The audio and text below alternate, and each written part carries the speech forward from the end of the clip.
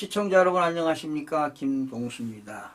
헌법재판소가요 어제 최재해 감사원장의 탄핵심판 첫 변론을 3시간 만에 마무리하고요 변론 절차를 끝냈습니다. 결과적으로 최후 진술까지 끝낸 것이 되는 겁니다.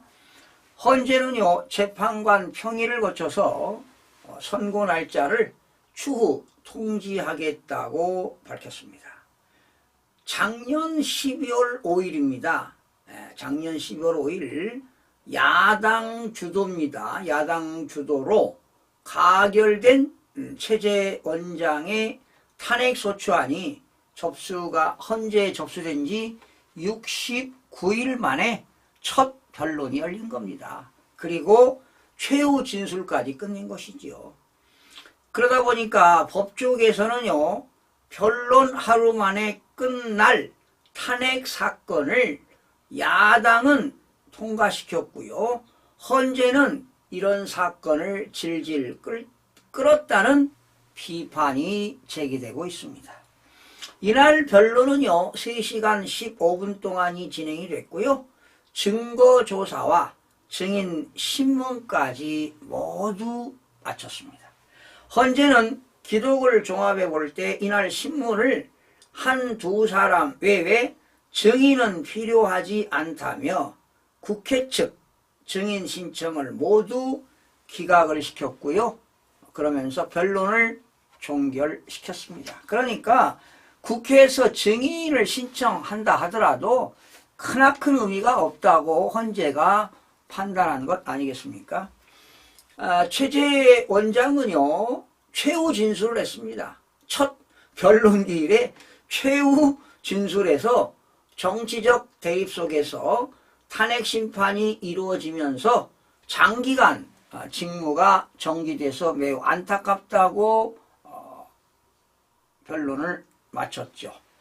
자, 그런데 민주당은요 문재인 정부의 각종 정책에 대한 표적 감사 등을 이유로 감사원장 탄핵소추안을 정말 대한민국 헌정사상 처음으로 감사원장을 국회에서 탄핵안을 통과시킨 것입니다.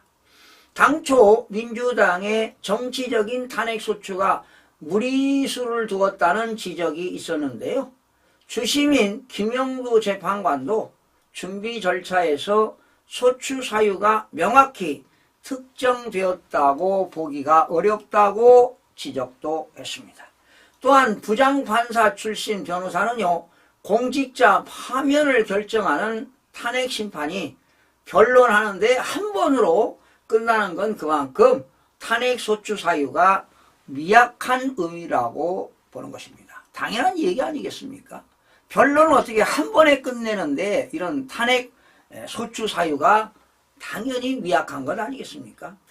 법조계에서는요 헌재가 민주당이 요건도 되지 않는 탄핵을 남발하는데도 심리를 지어냈다는 지적도 나왔습니다.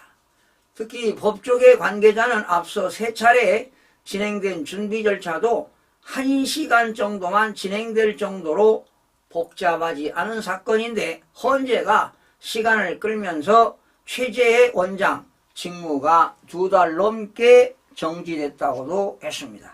한편 국민의힘 원내 지도부는요 이날 오전 헌재를 방문해서 각종 탄핵과 권한쟁의 심판 사건에 대한 헌재의 진행이 편파적이고 불공정하다고 항의도 했습니다.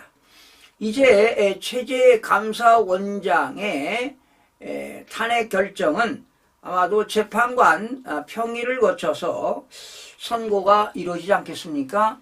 그런데 아마도 기각될 확률이 매우 높다고 예상을 해봅니다. 그렇다면 이제 최재 원장은 다시 감사원장으로 복귀가 되지 않을까 이런 예상을 해보면서 방송을 마치겠습니다. 시청해주신 여러분 고맙습니다.